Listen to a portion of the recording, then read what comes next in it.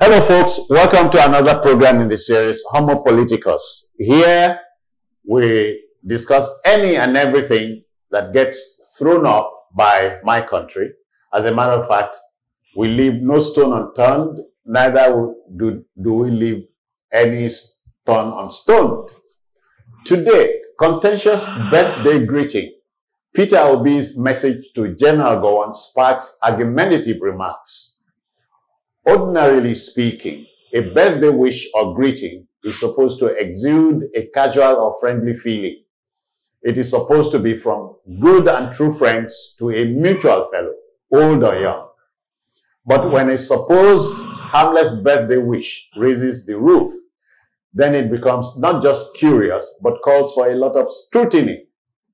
Mixed reactions, we can report, have continued to trail Peter Obi's birthday message to retired military country head, General Yakubu Gowon.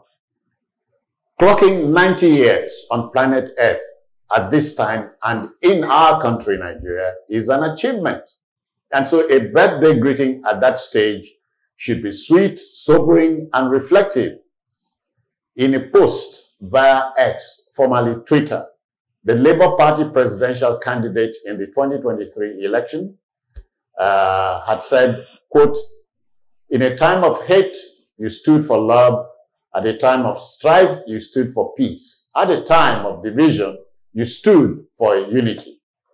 But in a follow-up post on Sunday, the former Anambra governor defended his message. He said he needed to demonstrate to the world that true heroism lay in forgiving the enemy and moving forward. Now, whose enemy? And rather surprisingly, many supporters of Obi were not happy with his message, arguing it is insensitive to the sentiments of the average Nigerian who is yet to heal from the torment of the largely avoidable civil war during Gowon's years in charge. Many say he is desperate to be president come 2027, and so you wonder if it is true that, like in war, all is fair in politics. Shall we break the subject matter? Here at the studio, we have journalist, political commentator, Emeka Madunago. Yes, Emeka, I greet you. my pleasure. Our colleague and journalist Charles Ideo is joining us remotely. So, Charles, we say, welcome to the fray. Welcome. Thank you very much. I'm glad to be here with you. Okay then. Charles, let me start with you.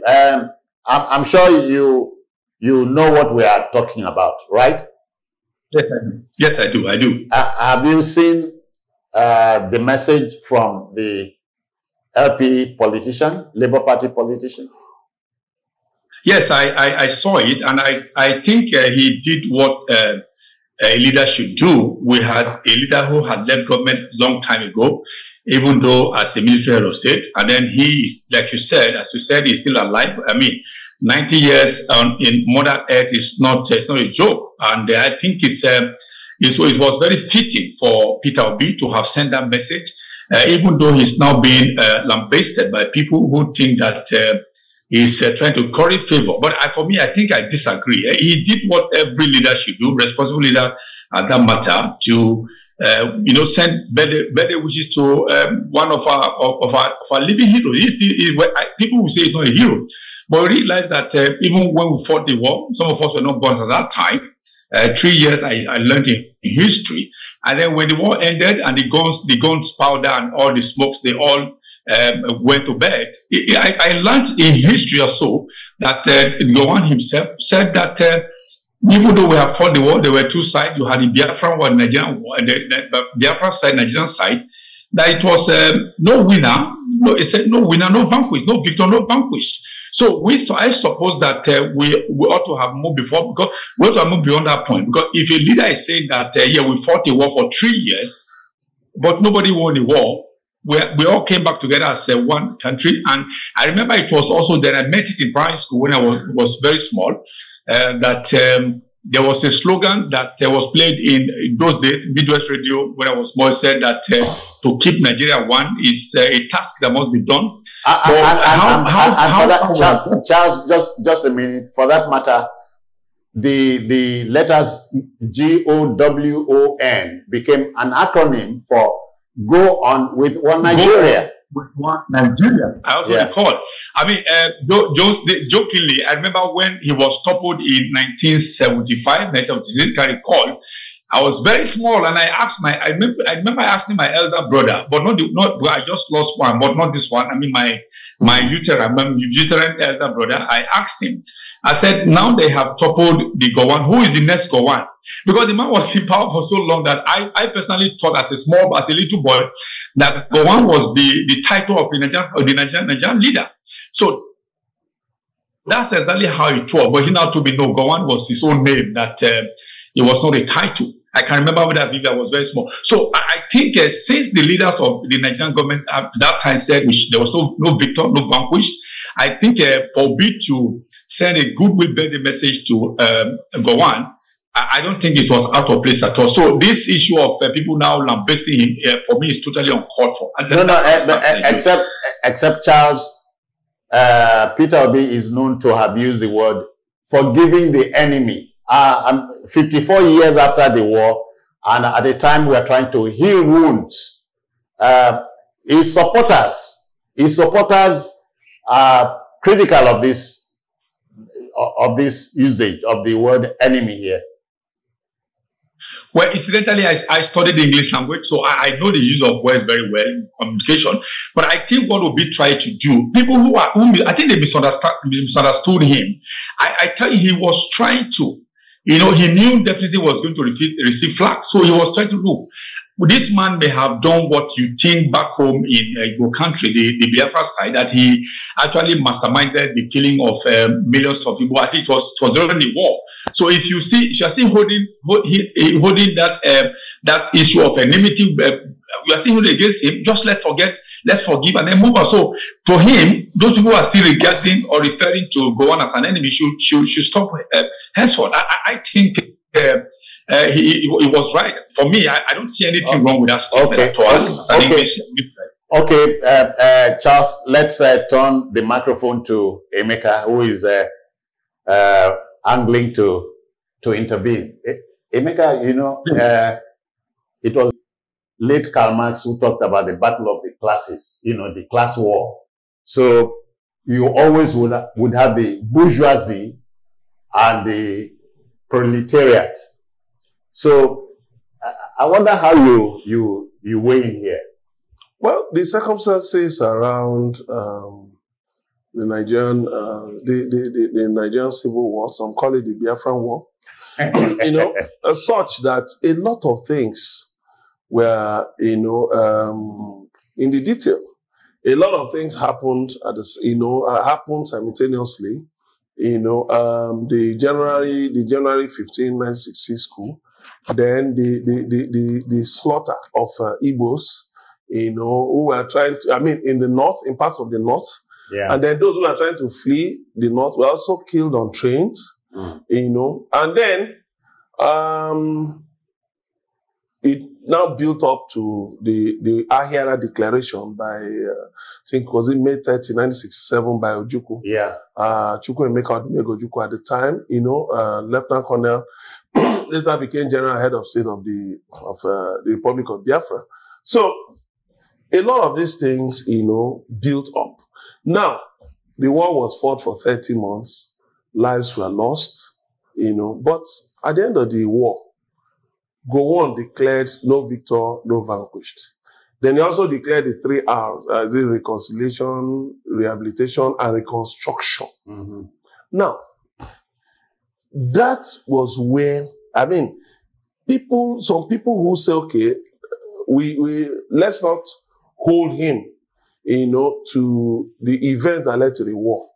But then now say, but Gowon was in charge after the war. That he didn't keep to the 3 R's, the promise of 3 R's.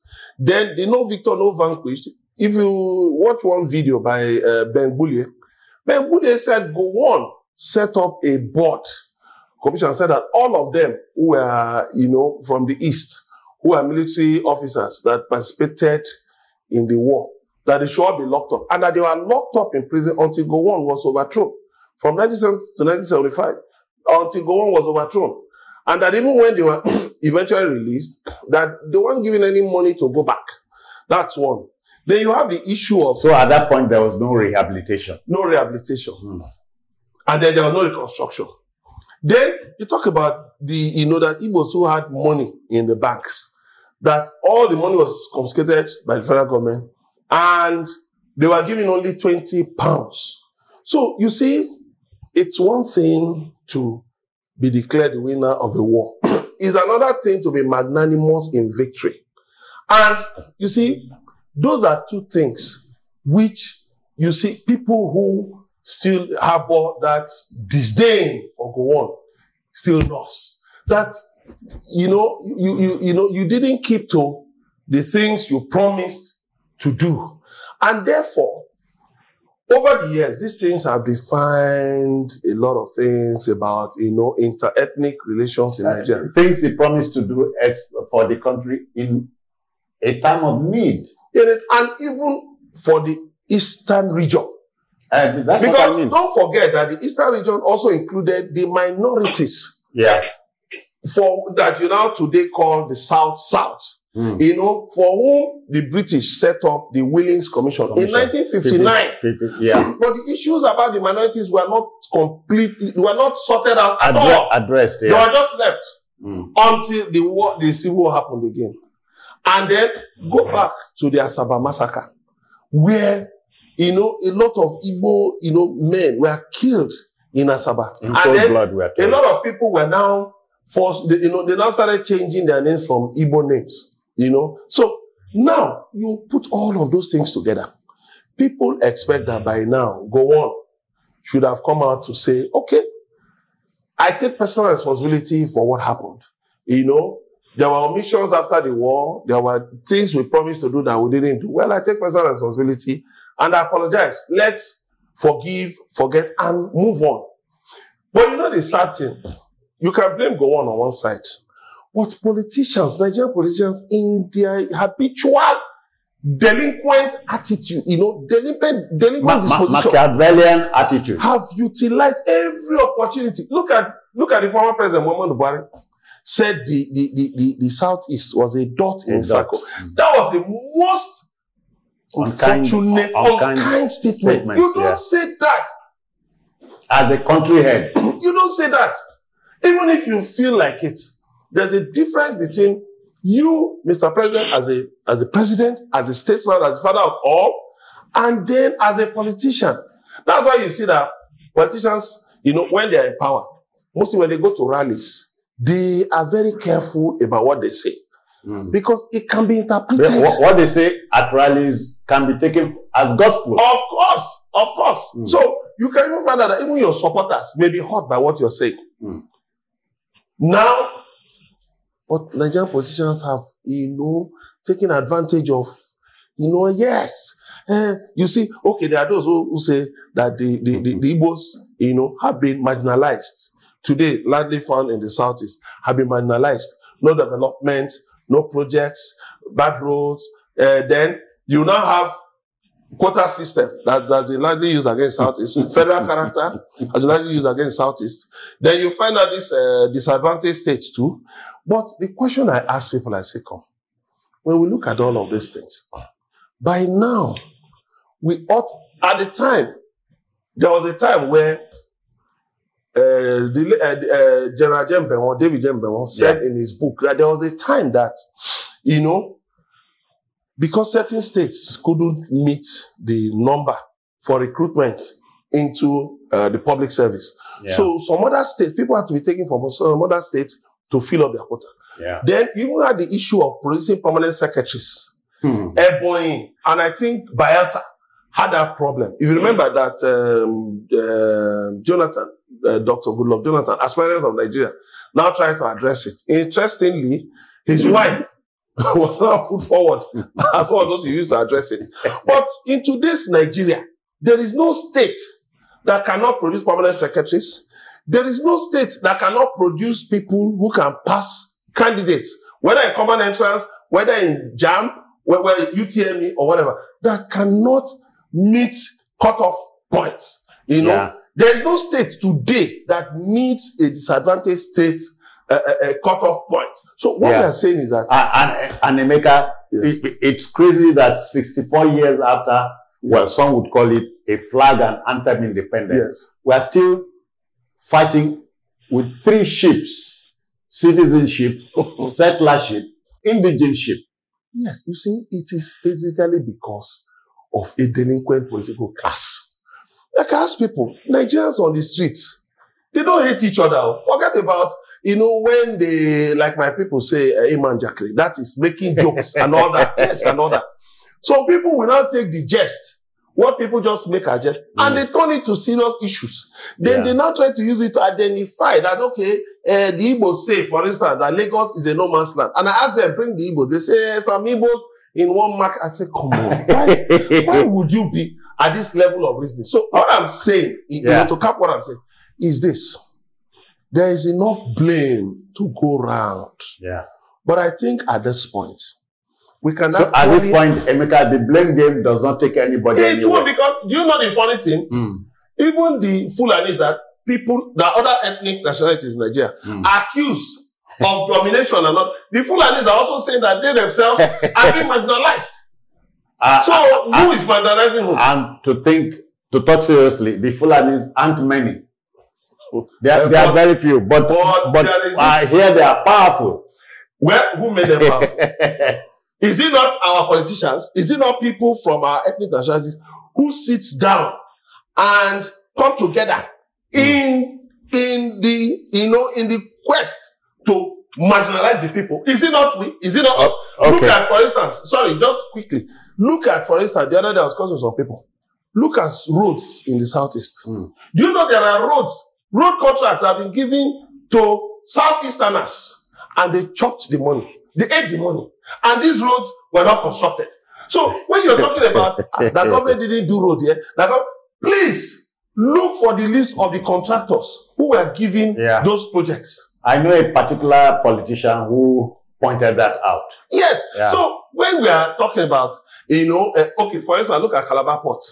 There was this issue at one time that one politician was accused of having a contract of 500 million to dredge the entrance to the port. And that thing was that was ostensibly meant to help businessmen in that part. In that part. Yeah. Nothing. But it wasn't done. And then today. Charles, Charles, are you there? Yeah. I'm here. Yeah. Charles, essentially, I became enamored of Emeka's lecture. But Emeka is telling you and I that the wahala in the system is provoked mainly by politicians. In this case, a harmless birthday greeting from a politician to a former country head should not have provoked the argumentative remarks we are getting. Yes, let me quickly answer that, because though I have a couple of takeaways from what Emeka said, which I'm going to react to, but let me start from this. But if you look at the tweets, how many people, if you look at Twitter in Nigeria today, how many politicians even use Twitter? Emeka, I mean, no, them. They use proxies. They use proxies to send messages out. Mr. Peter Obi used the X, Twitter. I said, how many? How many of them? Maybe himself and a couple of them. Okay. But not too many of them. So, as I said, even when you look at the report I read, okay, and I counted the number of tweets that platform used, I counted about 9. Out of the 9, 2 were Yoruba names and 7 were Igbo. So, and this Yoruba, the Igbos were the ones that were against their own fellow countrymen. That's Peter Obi. So it's not just politicians. Sometimes the fellow Igbo people, I'm linked to Igbo land. Emeka is aware, I'm just also aware of that.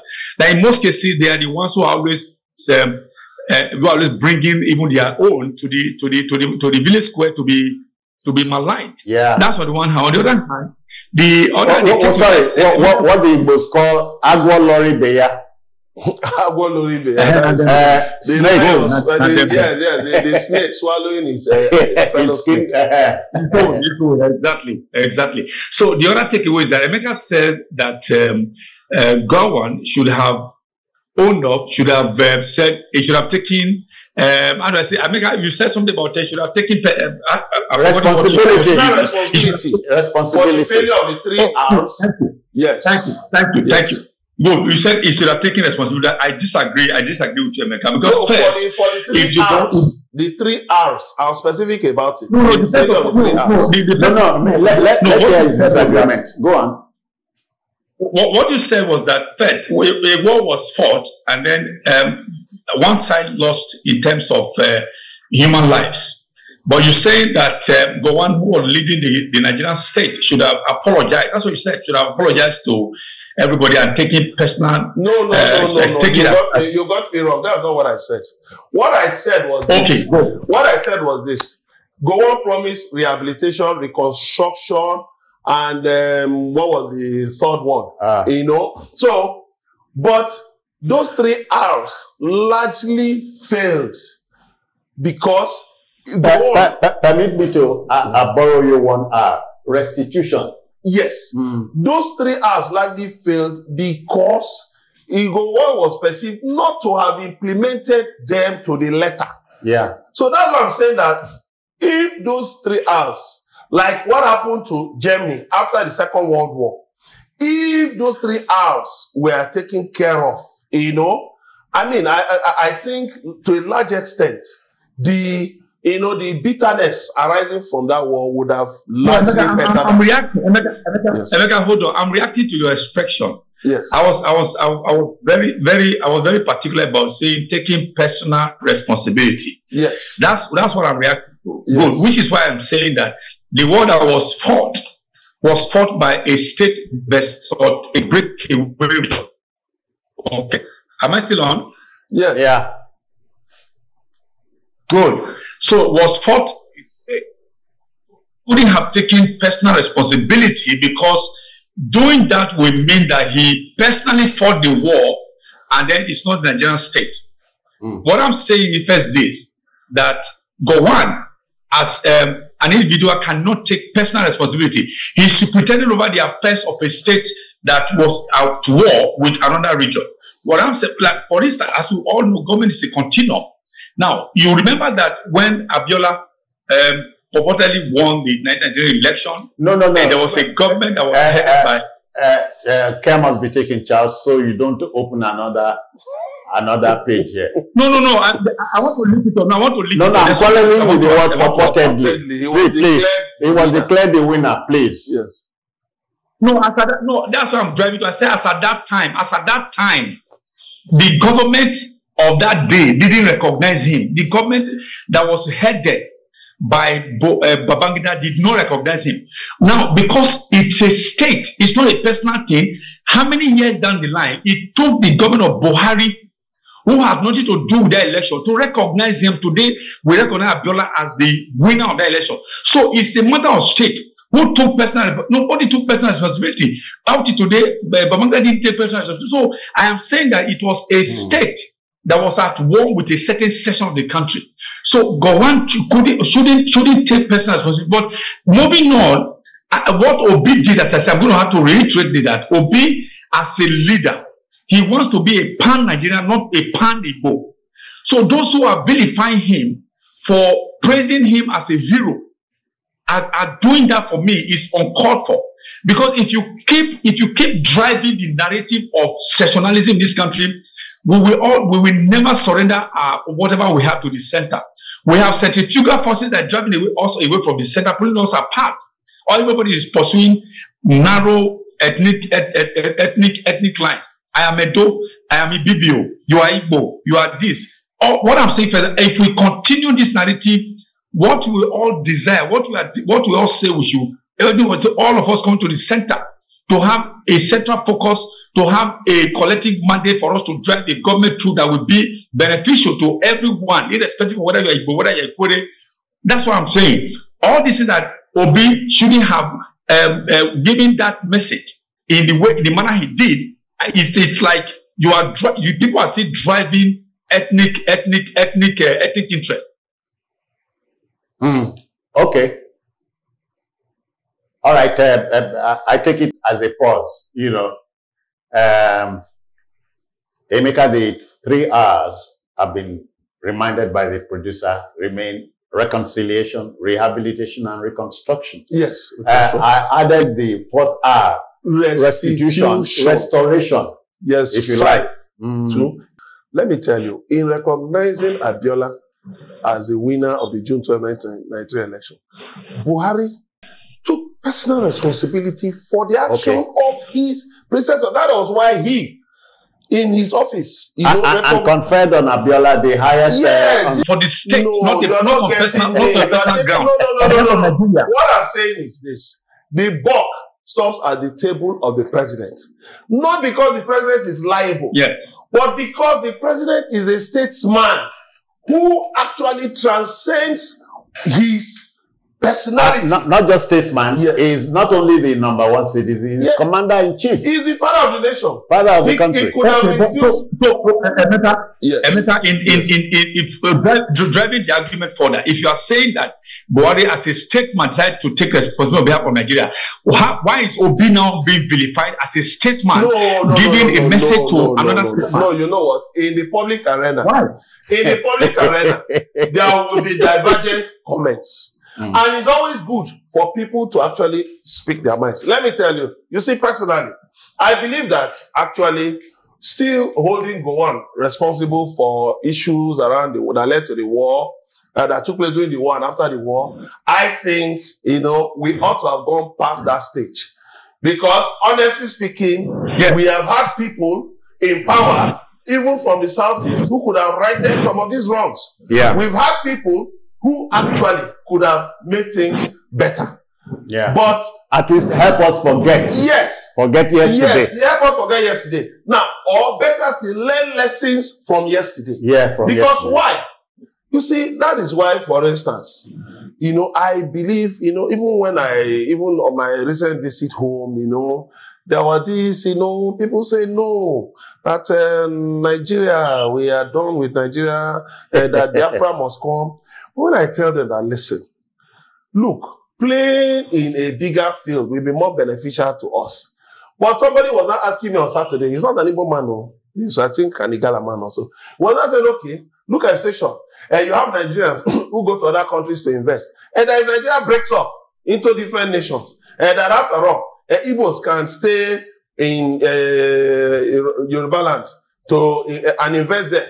Yorubas can stay. I said, come. Do you know the process it will take to achieve that? That it is besides,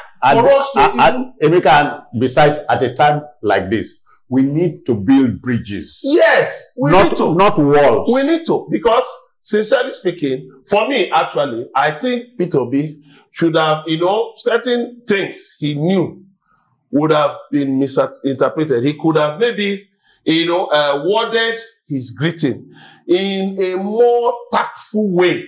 Not because he is not aware of the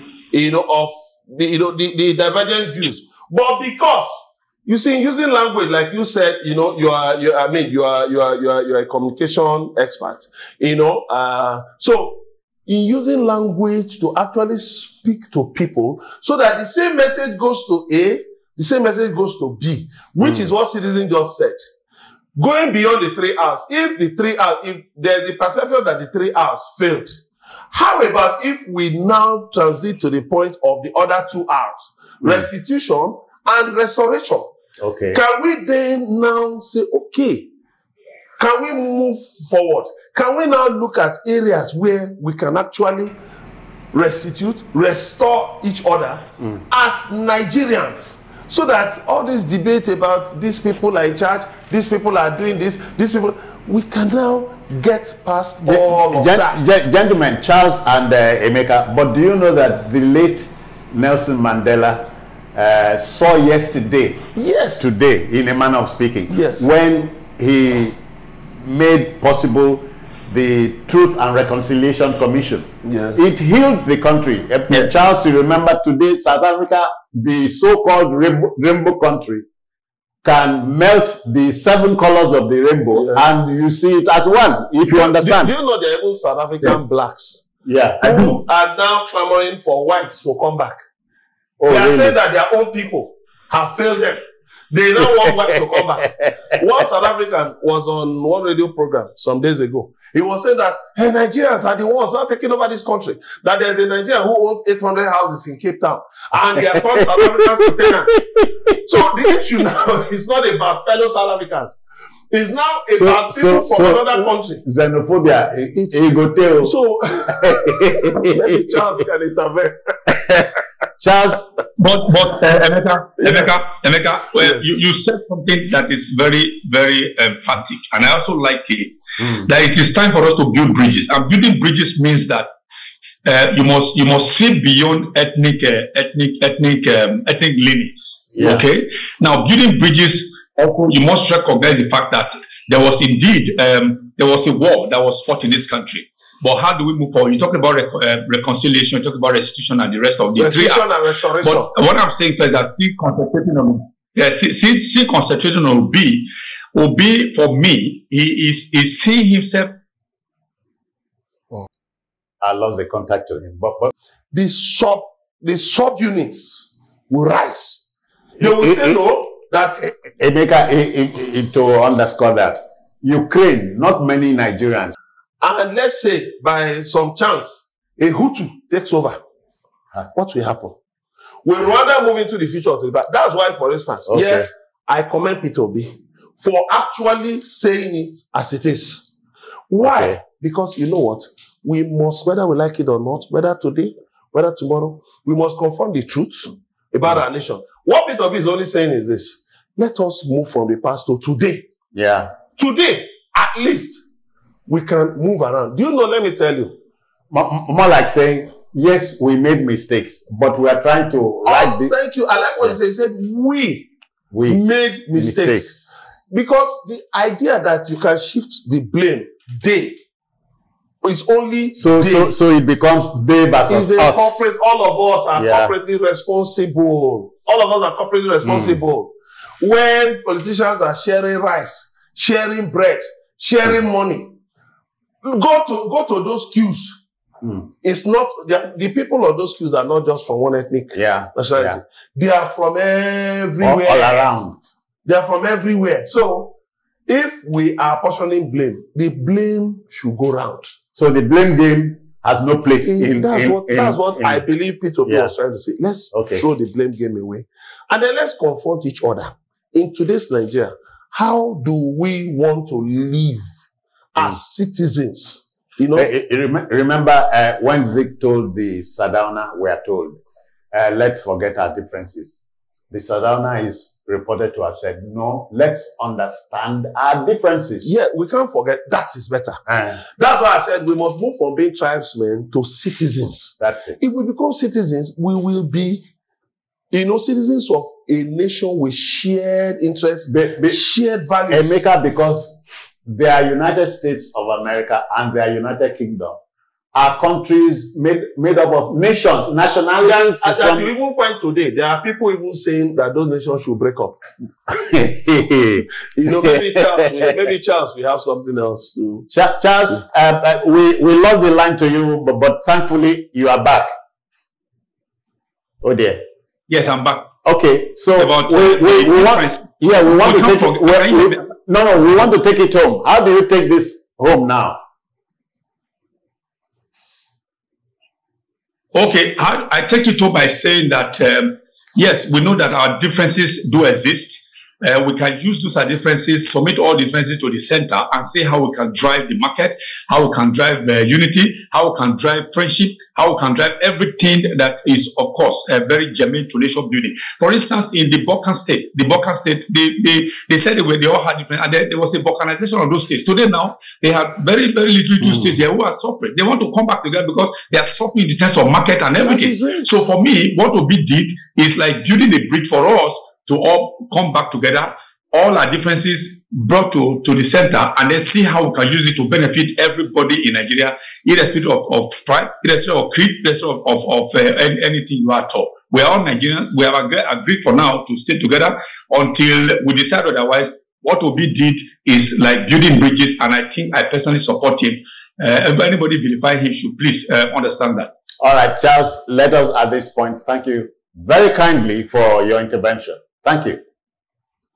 Emeka, how do you? Thank you. Close the show for me. Yeah, you see, for me, still, trying to panel beat a 90-year-old man like Gowon. It's the same thing, the issue I take up with people attacking Soyinka. Soyinka is not talking. At 90, I said, come on, you people are expecting to, this man is old. Let him enjoy the rest of his years in peace. In fact, people like that should have even retired. Yeah. Don't you have a voice? Social media has even given you an amplified voice that you can post and then use hashtags to push your views all over the world. So, yes, I know that, like I said, I disagree with Obi, in the use of certain words. But I believe that we have gone beyond the era of Yakubu Gowon, who is 19, who is 90. Happy birthday to him. But I think us, who are still far from 90, what will be, if God permits us to live till 90, what will be said about us when we are 90? That is what should also occupy our minds now. We are vilifying a man who is 90, forgetting the fact that we too hope to grow old, to get to 90, to be honest. What will be said of us? So what we need to do is this. If you feel that Gowon did this, Gowon did this, Gowon did this, Wabad, are you doing the same thing? Are you repeating the same thing? Are you, not worse than Gowon? If you were in this position, wouldn't you do worse? That is where we will get to restoration. When we restore Nigeria as one entity, honestly, it will pay all of us. All right, let's apply the brakes here. Let's thank Charles one more time. Charles Ideho, thank you for your time. My pleasure. Thank you for having me. I appreciate it. All right, Emeka Madunagu. Thank you very much. Let's apply the brakes here, gentlemen. But the debate will continue. Do you still think that Peter Obi's message to General Gowon could have been tempered with more accommodating words than it has done? And for that matter, is General Yakubu Gowon at 90? We rejoice with him. General Gowon is now a non-Nigerian, as they say. Does he owe us anything? Is it too late for him to apologize for what he did in wartime? Don't forget, it is said that in war, man uses his best to do his worst. Crazy. The war is behind us, 54 years. Time to forget our yesterday, which we failed to correct. So we are here today. Are we too far away from home? I'm out of here, and so on behalf of the Backroom Boys, this is yours sincerely, Citizen Jones Hussein, saying thank you very much for your time. Bye-bye.